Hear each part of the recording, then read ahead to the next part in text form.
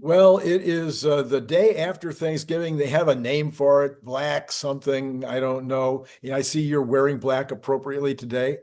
Hmm. So, Bradford Ferguson, welcome aboard. Welcome aboard. Um, you have been you've been you've been posting on X like crazy. I mean, it's like every time I turn around, there's another post from Bradford. Um, One of the things that you were talking about the other day, which really caught my attention because it was so unique, nobody was talking about it, was this new lithium patent. Hmm. What's going on with this lithium patent? So there's a key input to the lithium. It's some kind of carbon-based ash or something like that. And Tesla, instead of shipping in all this ash, they use it from their own facility. So um, processing stone is pretty intense as far as carbon and all that. So they have carbon byproducts and ash that they create, and they're just using that in the processing refinement of the lithium from the stone. Um, and no one no one else like thought to do this. I don't get it. Like it should be obvious, like you got your own byproduct here that is actually an input to your process. So like once you do it once, you can start loading it in Yeah, um to the input instead of paying a ton of money to ship it in. And it really reminded me of Andrew Carnegie, but okay. before he really got into steel. So Andrew Carnegie, people, might get confused a little bit. Andrew Carnegie was the steel magnate Hmm. in the 20 in the from the late 1800s to the early 1900s. I Right. mean, went much longer than that, but he's the guy that endowed Carnegie Mellon, Hmm. uh, Carnegie Institute. I mean, all kinds of. Was he also had something to do with the libraries?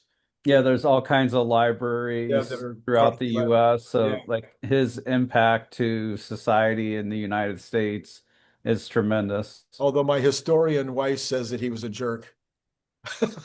Probably.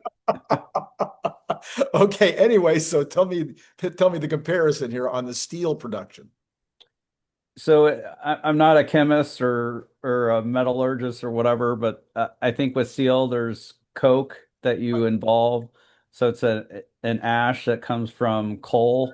So right. it's like coal ash, and it could be very toxic. And you can have it where this coal ash ha is radioactive. Wow. I think that's the thing at our coal plants today is they have these Yeah, radioactive pits where they yeah, have to store, some of the byproduct, but it can be used as an input to steel. And what he figured out was that it was being thrown away at the time. So he's literally able to take the trash from these other industries and use it as an input to steel. yeah, Now, eventually that switched around, but for a very long time, he was able to essentially pick up their garbage for free. I yeah. don't think they quite paid him to take it off their hands, but maybe that's part of the history. So this reminded me of Tesla using a byproduct that is bad for the environment, Right. actually using it as an input to their process. So it's better for the environment and it saves Tesla a ton of money. Yeah, yeah, that's very cool. That's very cool. So yeah, we knew that they were going to have some new processes that was going to Hmm. make it less expensive than anybody else's output. We haven't heard any more. But it's interesting. There's the first piece of information that I've heard about what they are doing to make it less expensive. So there's hope that Tesla can do this at a lower cost. And if they can do this and demonstrate it, then they could show it to all the other refiners of lithium, Sure. and then that'll drop the cost of refined lithium, but also make it better for the environment. Exactly. Yeah, yeah, yeah. You also have been posting again about advertising. It seems like all my co-hosts now are getting on the advertising bandwagon. I know Nicholas Gibbs definitely wants advertising. I know Larry Goldberg wants advertising. So what are you what are you seeing? What do you mentioned that you predicted 3 months ago that the advertising would ramp up. Yeah. So what's going on with all that?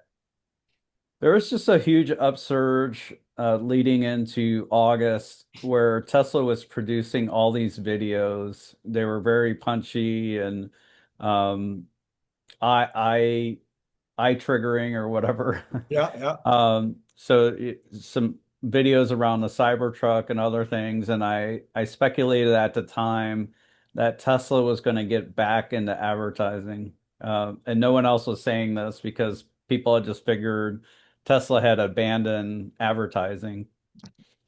So what happened earlier this week is they started advertising for full self-driving on X Hmm. and using videos. And one of the videos that Sawyer Merritt showed off essentially showed the Tesla how it behaved in different scenarios. So it's showing how safe it is, and how it's accommodated and just kind of flows with the traffic. So it's very heartening to see Tesla advertising again. I'm guessing like all the people that were against advertising because Tesla stopped doing it, they're going to soften their tune a little bit. You know, maybe they won't quite like the way Tesla's doing it, but um, you know, the agreeing with everything that Tesla does like seems to be what a lot of people do. And so I think some views around it on X are going to change. So in Europe, we've also got, so I consider all of marketing, as a group, advertising just being one of those possibilities, but Hmm. promotion, consumer contact of any kind. And in my book, The Elon Musk Mission, I have multiple recommendations for how to get out there and do stuff with the public, with the Yeah. community. And what right now we've got this new thing in Europe called the FSD ride along. So Yes. what you said, what did you see there? I actually think this could be huge. It's typically these test drives they do help sell Teslas. But right now, essentially, Europe is being protectionist to ban Tesla's technology just through rules. So they make it impossible for Tesla to offer their current system in Europe. So they create rules where it has to take a certain length of time to do a lane change, or lane changes have to be approved. And these are rules that like BMW and others are writing. So it's designed to protect the German automakers and other automakers in Europe. I think Elon Um, called them Kafkaesque. Yes. what's that? Yeah, I think Elon called them Kafkaesque rules. Mhm. Yes. Okay. Yeah, it's yeah. I think these ride-alongs, what they could do actually is begin to sway public opinion toward Tesla. So I think Europe is going to ban the ride-along soon. The ride-alongs. I'll ban the ride-alongs. Yes, well, We can't have Tesla do that. one of the places I saw the biggest impact of this kind of thing was back with the energy drinks, Hmm. and they had people on every campus, and they would just walk across campus with a cooler and just be handing out energy drinks to people to try it. Hmm. And you do that for 10 days and maybe you hand out, 1,000 energy drinks or maybe even more. Maybe you get invited to some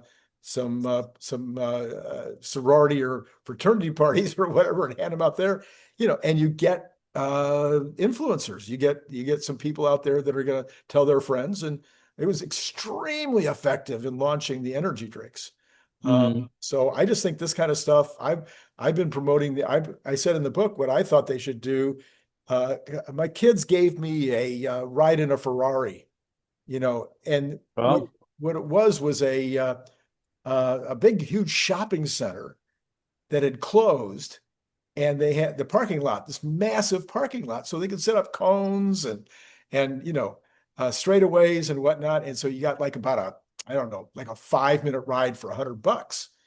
And people Mhm. are lined up to get these 500, these rides for $100. And then you could have another ride for $90. If you wanted to go back to back, if you got out of your first ride, that was the gift.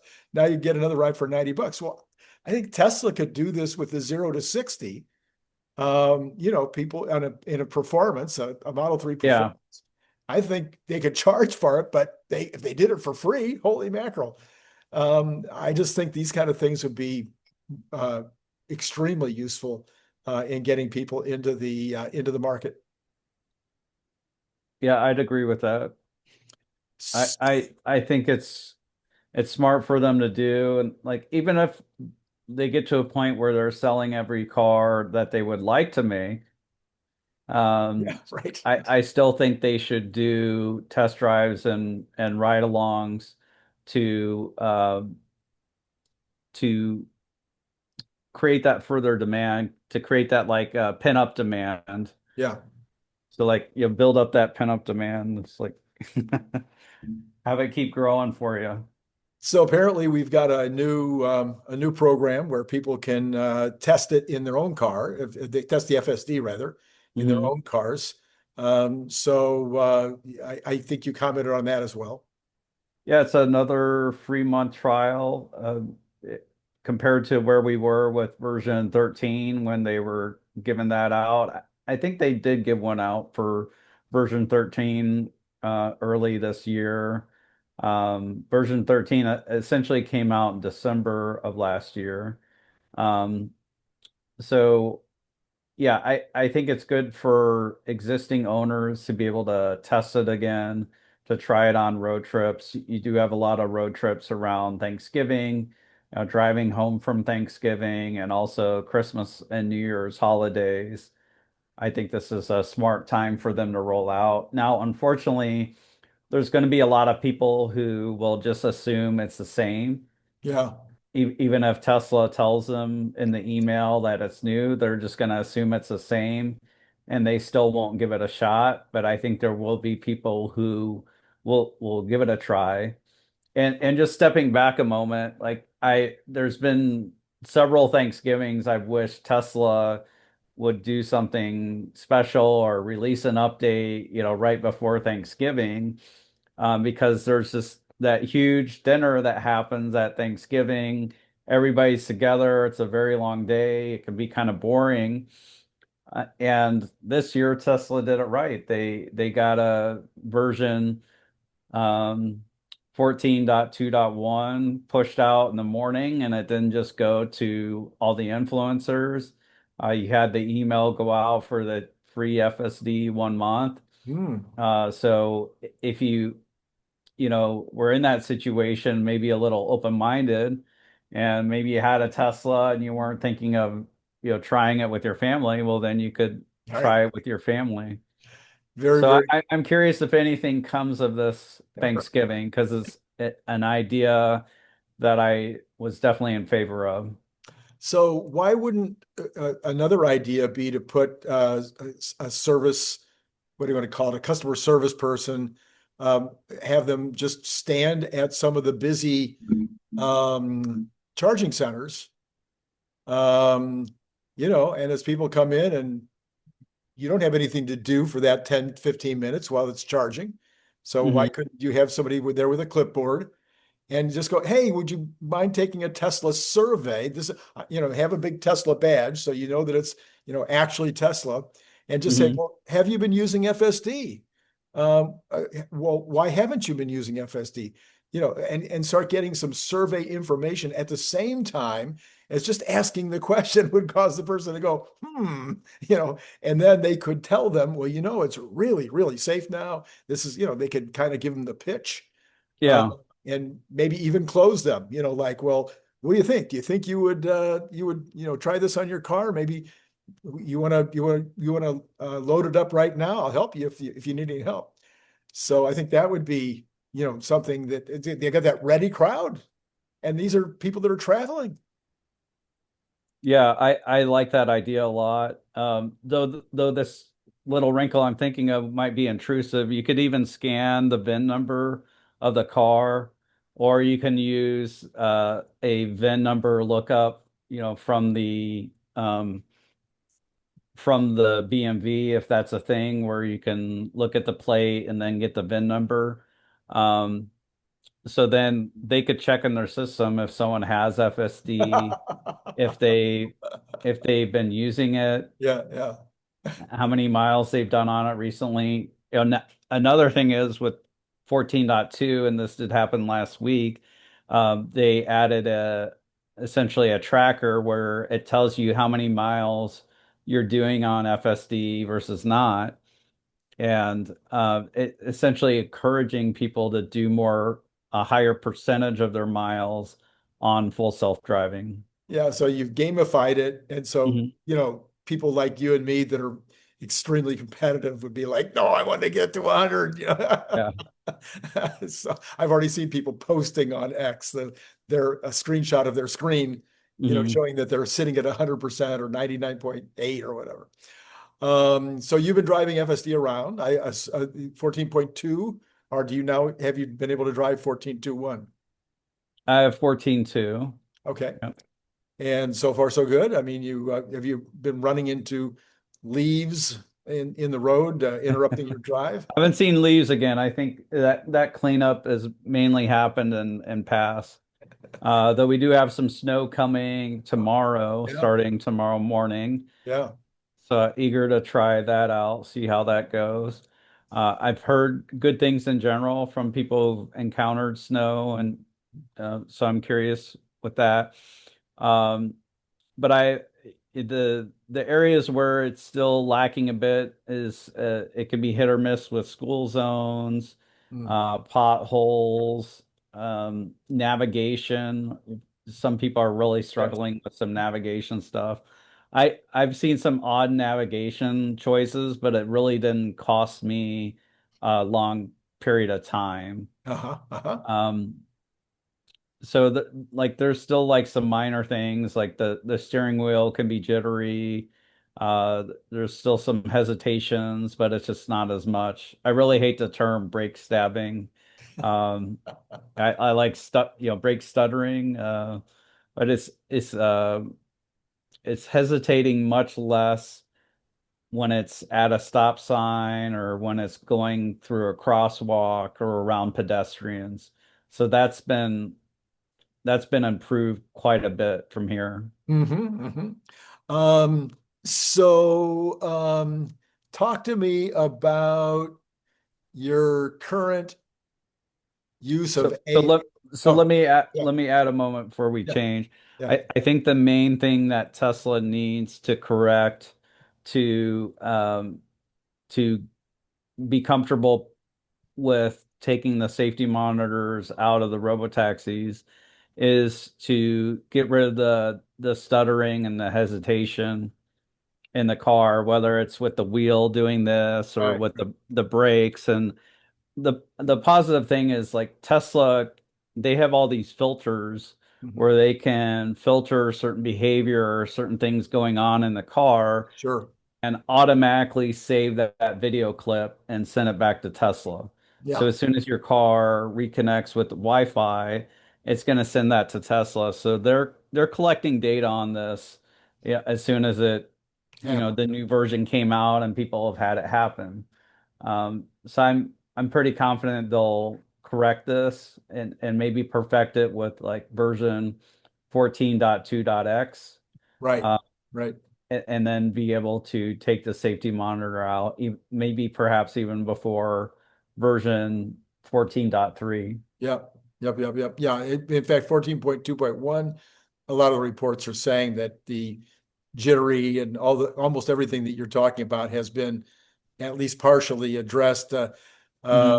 really solid videos right now coming out of 2.2.1. So you also posted that you have a completely new way of using AI. I thought that was interesting. So I think it might be something that other people would want to do. So help us help us understand what you're doing with your tweeting, your X posting. Yeah. Your interactions with AI chatbots or on X, you can download your data. One thing I've done is I'm trying to organize my life, and I have hundreds of conversations with the various AI chatbots. I've downloaded those and I've categorized and filed those with like the relevant projects. So like my many of my conversations with AI are around ideas I have that I want to pursue. Mhm. So instead of them living out here and here and here and being super unorganized, I get them filed and then I can do more with them. What I've also done is downloaded all my data on X. So all of my tweets or posts on X, all your likes, whenever you've retweeted, I think it collects that. All your DM messages, Mm. it downloads that. There's a lot of data that it gives you. So mine, I think, was over 16 gigabytes. Oh, okay. Yeah. But the text from the tweets is not, that much data as far as how Yeah, much disk space it takes up. sure, sure.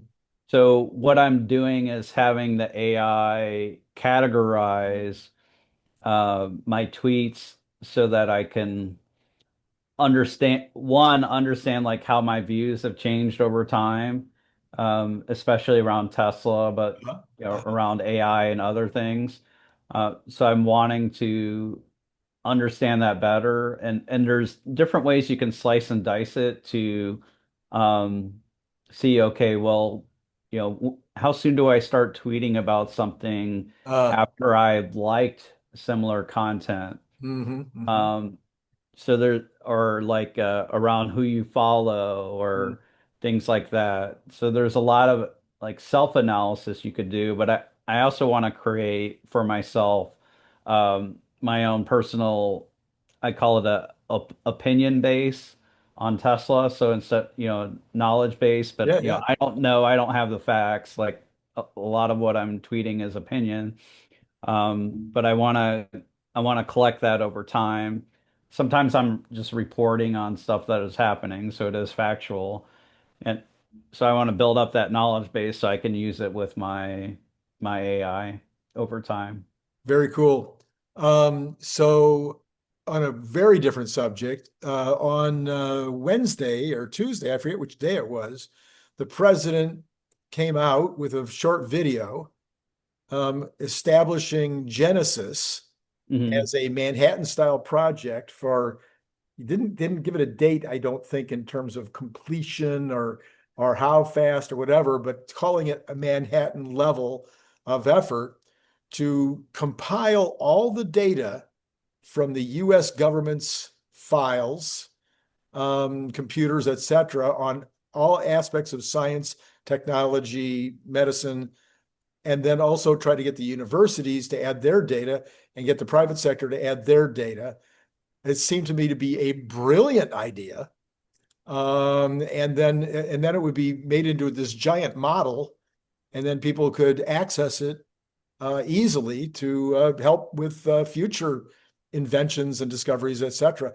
So, what did you think of the idea? Why do you think it hasn't gotten any headlines? What's going on? Is it too much like mega packs, not sexy enough to get the headlines? What do you think's going on here? I thought this was huge.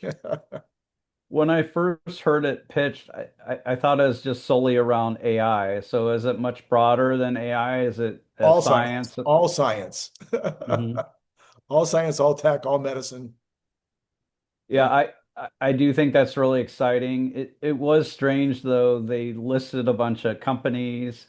They didn't mention XAI, Oh, even though XAI is really big into AI.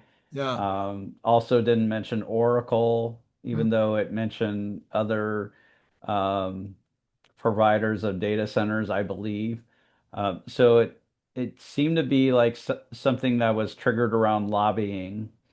I Uh, so, see. Okay. so that was a little disappointing, like how that went. But I do think if it were to fulfill the ideal that is pursuing, this would be really valuable.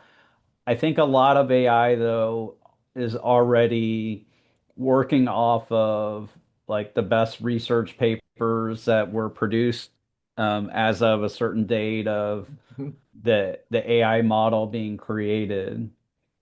So I think that's in a lot of the best AI models already. Yeah, but I think what I think they're suggesting here is that the US government has data that is unbelievably, you know, big time useful, Hmm. that is just buried. It's just gone. Yeah. The universities have all this data that's behind firewalls, and also kind of like I I I, I sometimes think about the fact of how many books have been written that are just amazing that they just didn't have the right marketing, Hmm. and so that's I mean I've got some of the books I've written Yeah. and I'm a good marketer and I still couldn't get them off the ground. Not AI rising, thankfully. It's doing quite well, thank you. But I have another one called Making Money Out of Thin Air on small business accounting that is fabulous. And I just, I've sold maybe a few hundred copies. But so there's a massive amount of data behind firewalls held by public company, or what do you call it? A private enterprise that they Hmm. haven't shared for competitive reasons, but probably tons of it is from 10 years ago, 20 years ago, that there's no reason why they couldn't share it. So if they can get kind of this cooperation between universities, private sector, and the US government to build this massive database that will collect archival material that maybe is almost been Hmm. forgotten, I think the potential is massive. I do think the government should contribute and that the universities should, especially if studies were publicly funded. Right. Um, the point's been made about the different drug studies that happen from the universities and how we don't get, as taxpayers, we don't get ownership Right. of those projects. We give the money, but we don't get any ownership. Right. Um, so I do think they should contribute, and I agree that private enterprise should be encouraged to contribute, but not forced Oh, to. no, not forced to. No, no, no. Yeah, there's a lot of like legacy automakers. I think at one time or multiple times, Apple was lobbying to force Tesla to share Oh, their video data and the data they had collected for self-driving, or maybe Waymo was doing that at one time, but there were rumblings in the past, at least a couple times, and Tesla should absolutely not be no. forced to share their data. No, no, not in a million years. All right. So speaking of lobbying and all kinds of things going on at the national level, the story of the week, and I've asked every Mhm. single one of the co-hosts their opinion on this, but I'm going to add a little twist for you. So is AI in a bubble? And is OpenAI going to be the first one to go down the tubes? No and no. No, no. Okay. Well, elaborate a little. So AI can't both be a bubble and be causing job losses. So like for AI to be causing job losses, that means it's working to the point where it's helping businesses automate stuff in their back office or with entry-level jobs, and then they're able to get rid of people. So like if that's happening, then AI is not a bubble. So yeah, these things are mutually exclusive. And Matt Smith, who works with me at Rebellion Air, he was listening to this podcast where As Aswath Demajaran, the very good valuation expert, I forget what, maybe he's with Wharton or something like that. They were bashing AI and saying it's a bubble, probably because they missed the boat on it for one. Um, but toward the end of our podcast, they talked about how useful it was for them personally. Yeah. Yeah. So they Yeah. were calling it a bubble, Right. but saying they were getting tremendous value out of it. So I think it's like this fashionable thing to call it a bubble right now. Um, but we're getting a lot of value out of it. I've said on your show, um, we were recently able to save 80 days of work per year. Yeah. Yeah. 100%. Um, and that's by using AI to automate a heavy data entry process. Right, right, right. And we're just Yes. going to take that time savings and then, push it further along the process. So we're not using AI to get rid of people. So then how about OpenAI? Is that just wishful?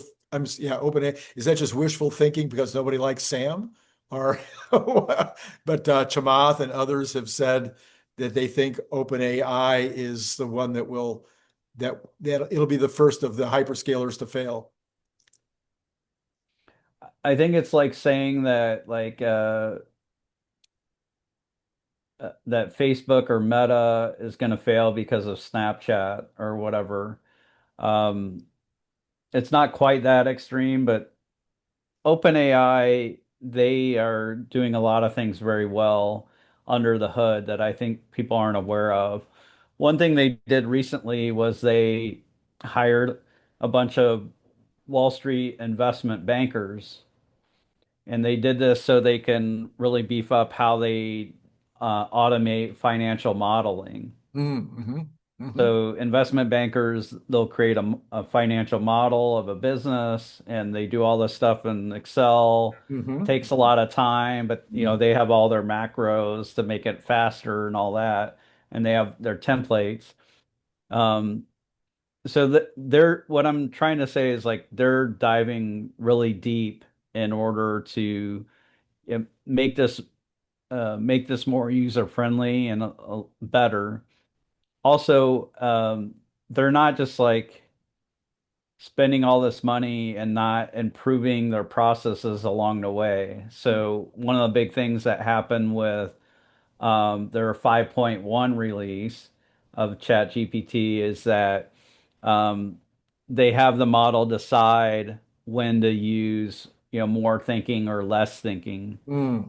So if the question is really simple, like when are the Colts playing this weekend? They're not going to have it do heavy thinking on that. They're going to kick that to a lesser version where it's just going to search the web and find the answer and then present it in a way that you want to read it.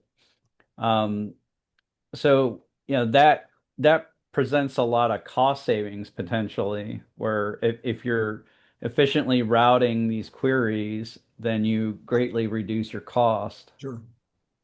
So I just realized by you mentioning that you and I have been friends up until now, but we might be we might have to butt heads coming up Let's here go. as the season winds down. It Okay. it might be Colts and Rams. Could be. And Could did the be. Rams win the first matchup this season? I think the Colts played the Rams, Did they play the Rams? or Yeah, they played the Chargers. yeah. Well, I know that the Rams have two losses, and the Colts also have two, or they have three now. I'm the Colts have three now. Three now. Yeah. Okay. So And anyway, they just lost a star on their defense a did couple they weeks lose to the ago. Cowboys? I think they lost to the They Cow. lost to the Chiefs. Oh, the Chiefs. No, Yeah, they lost to the Chiefs. yeah. Nobody loses to the Chiefs this year. Well, what happened with the Chiefs Cowboys yesterday? Chiefs lost. Okay. Yep. Yep. Yeah, I know. Anyways, and by one, of course, by one score again. Mhm. All right, enough football. Let's wrap it up with where's Tesla today? Tesla's up a little bit, sitting we're sitting at 12:40 Eastern, just before the market closes on a short day. Mhm. We're up at 29 and change, uh, 429. or 29 and change. I shorthand. Mhm. So, are we now on the way to all-time highs this year, or in early next year? We'll see. We have a Matt and I have a special video coming out next week that is going to be on the Rebellionaire channel, Okay. and people need to watch it. Okay, that's a tease. Mhm. You're not going to give me any, you're going to give me any kind of juju in that direction. I mean, No, I can't. no. I can't give more. I did ask him a question I liked is, what do you think happens first? Um, 1,500 robo taxis and like Elon said, was it 15 cities or 10 cities? Uh, Um, Eight cities, I think. okay, 8 cities. Is it that combo is going to happen first, or we're going to get a federal regulatory change to the FMVSS rules around like having a steering wheel and pedals? Like, which do you think happens first? And what about my favorite, which is unsupervised, which Elon says is one of the two things that will really move the market, Yeah. unsupervised. They All did. right. So with the latest version, they did relax the Yeah. supervision. So Yeah. it does need to see your eyes, but it's not as aggressive about, warning you at looking at the screen, or if you look at your phone, it doesn't get super upset really fast. Yes, yes, yeah. There's been a couple of people on X that have been experimenting to see how much texting they can do Mhm. before they get caught. Yep. So, all right. Last thought for today. Give me the 1 minute version of why people should buy the book, buy the book, buy the book. Why? It's a lot of diverse perspectives on AI, and Um, my chapter is about small business owners and trying to give them a bit of FOMO as far as implementing in their business. I do think AI is going to continue to get better, and you don't want to wait until it's displacing everything before you adopt it for your business. Um, Also, if you're in the workforce, I think it's important to adopt it. And maybe maybe some people are retiring because you're wearing out. You don't want to continue to learn more stuff, but I do think it's a tool that you want to learn. So my chapter is all about the iteration process of AI in the business and how what those implications are. Yeah, daily use cases. So you've been talking about your business use cases, and while X is kind of part of your business, that's still you could call that a personal use case. So there's tons. I'm on it 20 times a day at least, asking Grok questions, and I think folks would be shocked to find out how much fun they can have, whether it's personal, whether it's business. All right, Brian. Brian. Where did that come from?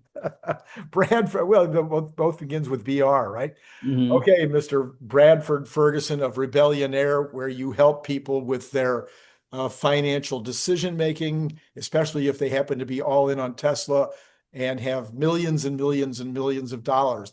That's your favorite client, right? Yeah, it's who we work with is Tesla and heirs. Yeah, okay.